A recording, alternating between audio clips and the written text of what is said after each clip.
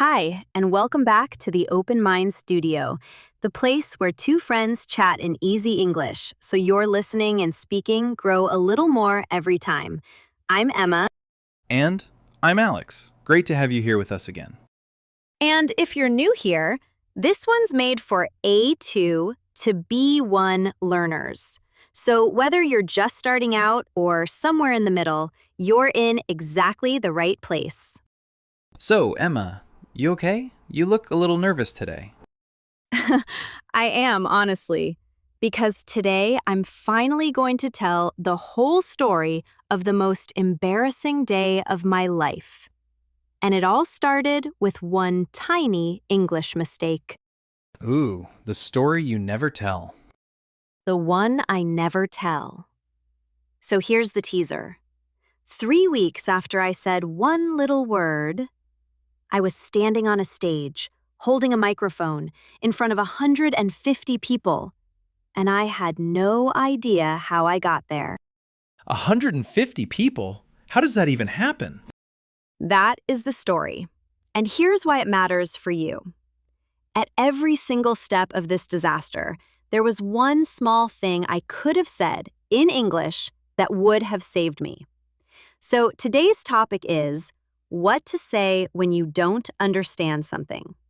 I'll tell you my whole disaster, and Alex is going to stop me at each place I went wrong and show you the exact words I should have used. So you learn the skill, and you get to watch Emma slowly walk into a catastrophe. Exactly. Learn from my pain, everyone. And I think a lot of people listening know this exact feeling, nodding along to something, quietly hoping nobody asks you a question. Oh, everyone's done it. That little panicked, yes, totally, when you didn't catch a single word. If that has ever been you, this story is for you. Before we start, one quick thing. If these chats help you, a like or subscribe really helps more learners find us. Thank you. And near the end, like always, we'll slow down for a few useful words. Okay, deep breath. Let me take you back. Let's get into it. So it starts in a coffee shop. A loud one. You know the kind. Tiny tables, everyone talking at once, a blender going every 10 seconds, someone shouting out coffee orders, a baby crying somewhere. That kind of loud. My sister, Priya, is getting married in a few weeks, and she is completely stressed. She's got a folder and 3 different lists, and her phone is buzzing every 30 seconds. She sits down across from me, drops all her bags, and she's already talking before she's even sat down properly. And the coffee machine right behind us is just screaming the whole time. Okay, I can picture the whole thing. And then she stops. And she looks at me, really warmly, this big, hopeful look. And she asks me a question. And Alex, I did not hear it. Not one single word. The machine was screaming, she was quiet, she was looking down at her list while she said it, and I caught absolutely nothing. Just the shape of her mouth moving, and then her looking up at me, waiting. Okay, freeze. Stop right there. This is the first moment and the first skill. Emma, what did you do? I panicked. Completely. And here's what went through my head in that half second. If I say what, she'll have to repeat it, and it's so loud and she's so stressed, and I don't want to be the annoying sister who can't hear. So I did the worst possible thing. I just smiled. This big, warm, I totally heard you, smile. And I nodded. And there it is. Everyone, this is skill number 1, and it's the most important one of all. Just ask. You are allowed to ask. When you don't catch something, you simply press pause. It is not a failure. It's just a little pause so you can catch up. And the phrase is so simple. Sorry, could you say that again? That's all I needed. 5 words. Let me show you the right version. Emma, you be Priya. Ask me something in a loud room, and I'll do what you should have done. Hey, so would you be able to do the thing at the wedding? Sorry, it's so loud in here. Could you say that again? See? Calm, polite, easy. And Priya would have happily repeated it. And there are a few more that work just as well. Could you repeat that?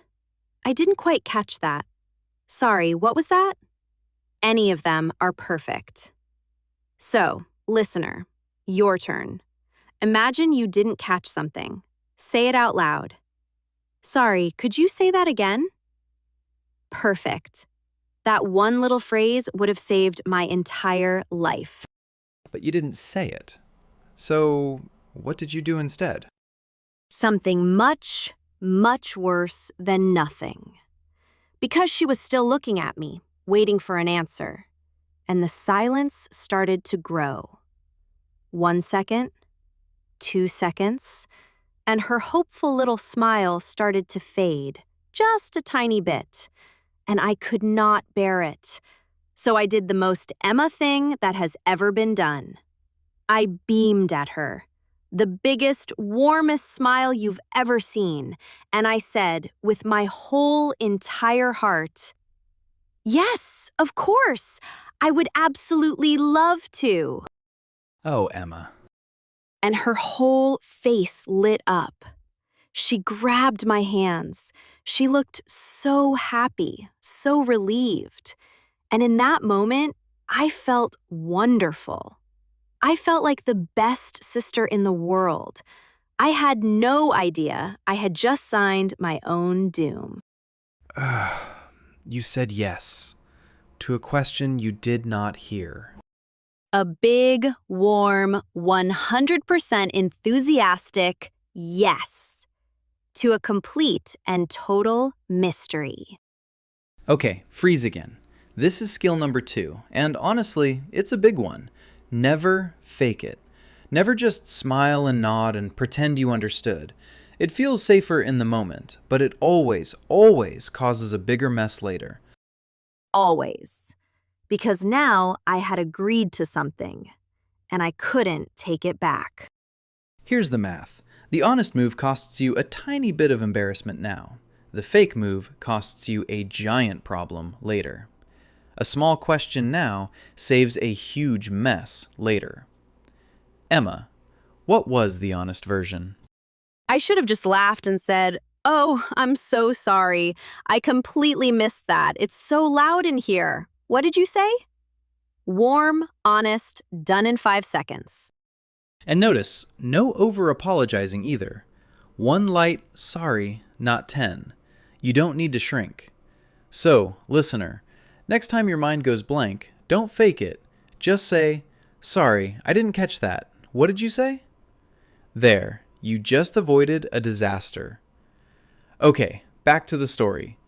Priya now thinks you said yes. To what? I had no idea. And now I was too embarrassed to ask because I'd already said yes so enthusiastically. How do you go back and say, "Sorry, what did I just agree to?" So a week goes by. A week goes by, and I get a text from Priya. And it says, "So excited you're doing the toast. It means the world to me." The toast. The toast. And I stared at that word, and I thought, breakfast? Is she excited about breakfast? Am I in charge of the bread?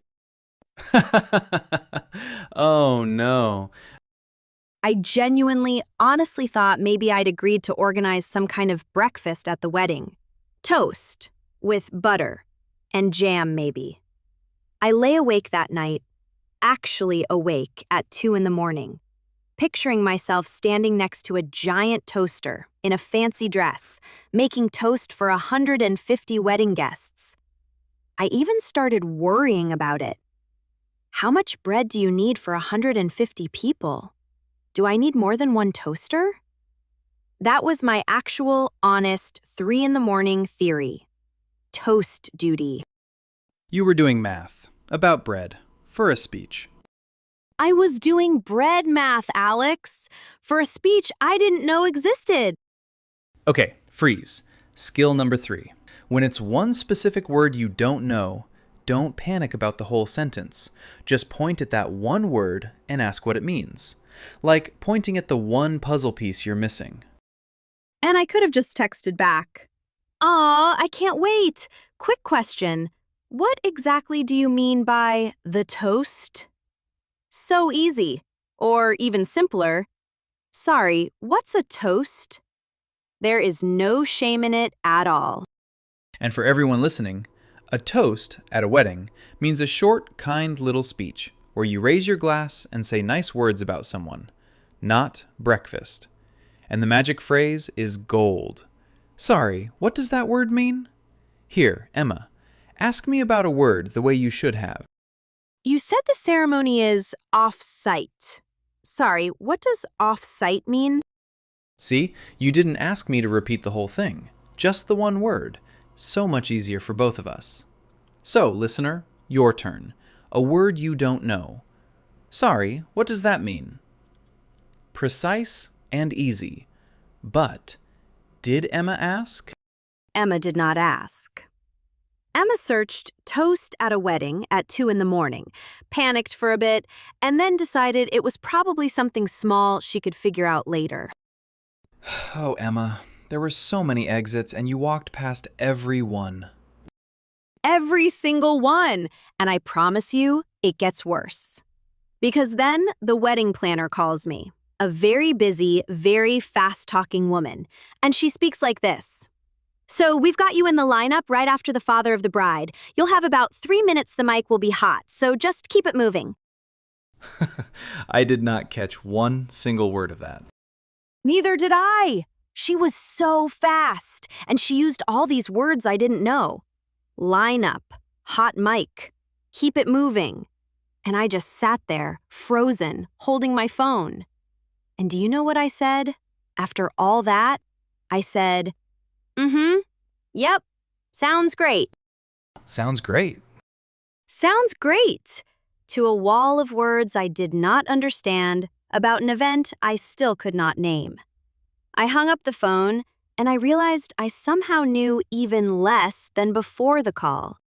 Freeze, skill number 4. Sometimes the problem isn't a word, it's the speed. They're just talking too fast. And it is completely fair to ask them to slow down. Sorry, could you slow down a little? Everyone understands that.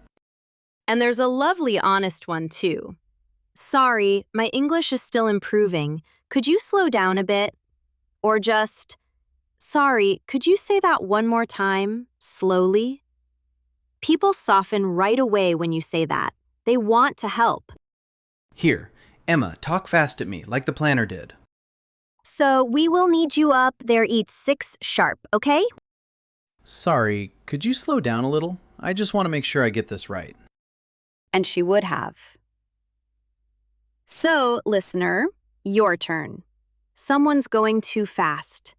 Could you slow down a little, please? Perfect. You just took control of the conversation kindly. Me?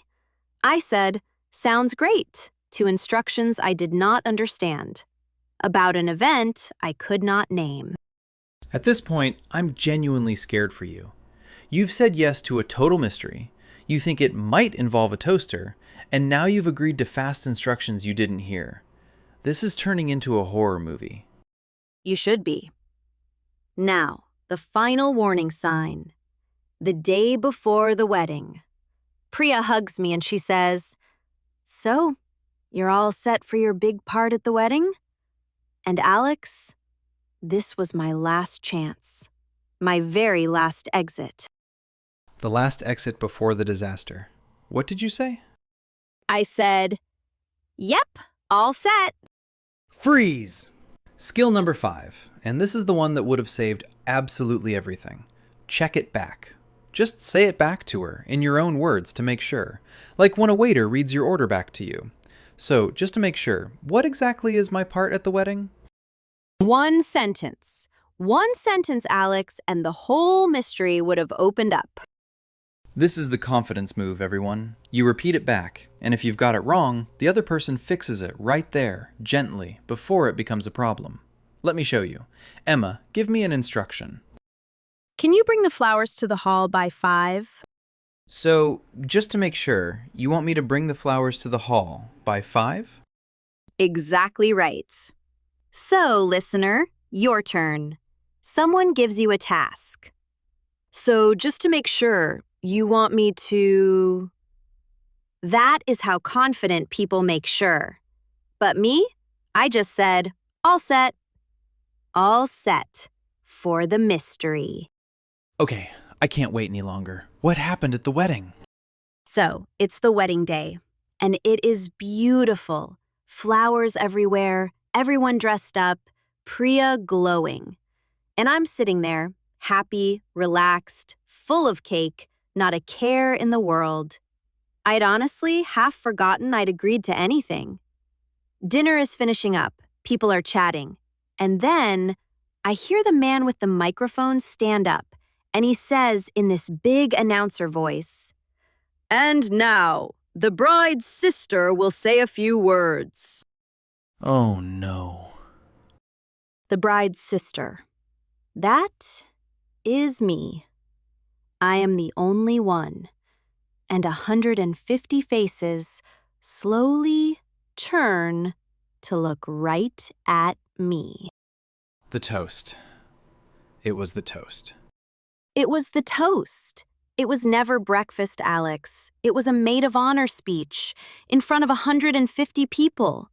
And I had prepared nothing, not one word, because I had never, ever asked what I said yes to. So what did you do?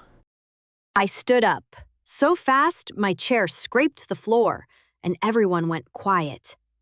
My legs were shaking. My mouth went completely dry. My heart was pounding in my ears. 150 people waiting. And I lifted that microphone, And? and I finally did the one thing I should have done 3 whole weeks earlier. I told the truth. My voice was shaking, but I said it. I said, "I have to be honest with all of you. I did not prepare a speech tonight because I'm still learning English. And 3 weeks ago, my sister asked me to do this in a very loud coffee shop, and I was too shy to ask what the word toast even meant." And the whole room laughed, but kindly, warmly, and I felt myself breathe. And then I looked right at my sister and I said, "But here is the one thing I know for certain, in any language. You are the kindest person I have ever met in my life, and I love you more than I could ever say." And the whole room went, "Aww." And Priya just burst into tears and ran over and hugged me. And somehow, it turned out to be the most talked about speech of the whole night. So the one honest sentence you were terrified to say for 3 weeks saved the whole thing in the end. The honesty I was too scared to use for 3 whole weeks saved me in 10 seconds on that stage. If I had just been honest at any point, in the cafe, in the text, on the call, I would have had a beautiful speech ready instead of nearly fainting into the wedding cake.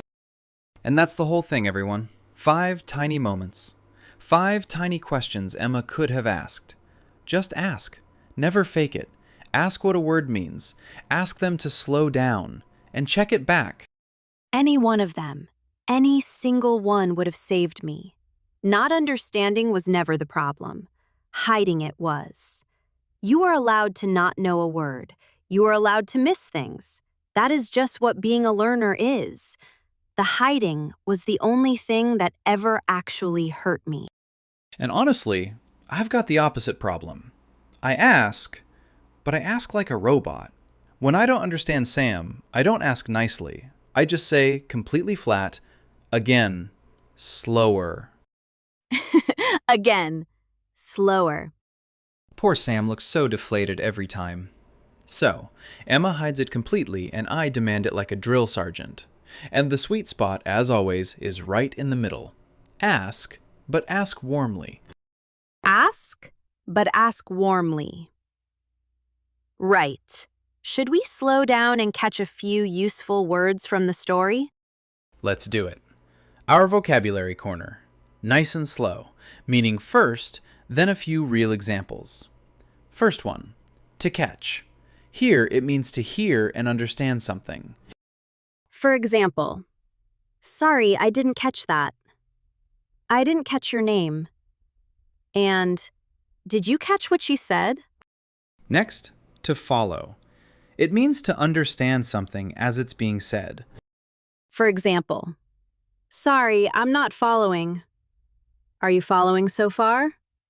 And I lost you. I'm not quite following. Then, a toast. The word that started this whole disaster. It's a short speech where you raise your glass and say kind words. For example, he gave a lovely toast. It's my turn to make a toast. And they raised a toast to the happy couple. Next, to slow down, to speak or move more slowly.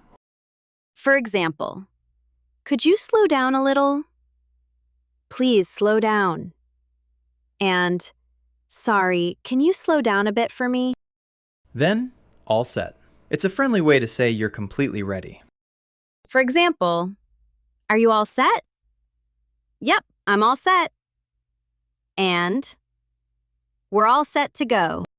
And one more, to check. Here, it means to make sure something is right. For example, let me just check. Just to check, you want it by Friday? And can you check that for me? And if any of those went by quickly, no worries at all. Just play this part again and try making one sentence of your own with a word you liked. So, let's pull it all together. Everything that went wrong in my story came down to 5 tiny things I could have said. 1. Just ask. Sorry, could you say that again? 2. Never fake it. Don't smile and nod. 3. Ask what a word means. Sorry, what does that mean? 4. Ask them to slow down. And 5. Check it back. So, just to make sure. And remember, not understanding something is not a mistake. It happens to everyone, in every language. The only real mistake is pretending. One small, honest question is always braver and always smarter than a big, confusing disaster later. Trust me, I know. And here's how to make it stick. Don't try to remember all 5. Just take the very first one. Sorry, could you say that again? And promise yourself you'll use it the next time you don't catch something, instead of smiling and nodding. Then, a little later, try the check it back one. So, just to make sure, it could literally save you from your own wedding toast disaster. And come tell us in the comments. Saying it out loud makes it real, and it gives a little courage to the next shy person reading. So, over to you.